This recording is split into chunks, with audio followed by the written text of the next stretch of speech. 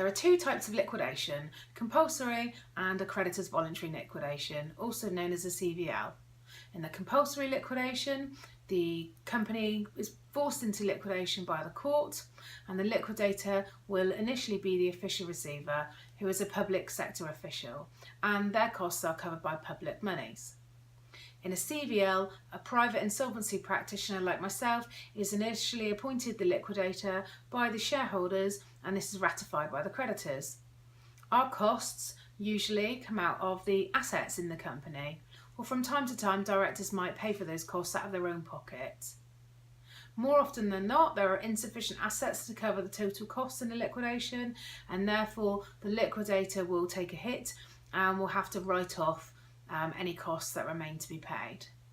Once we've been appointed liquidator, there's no going back. We still have to do the statutory work that is required to deal with a liquidation, regardless of whether or not we're going to be paid.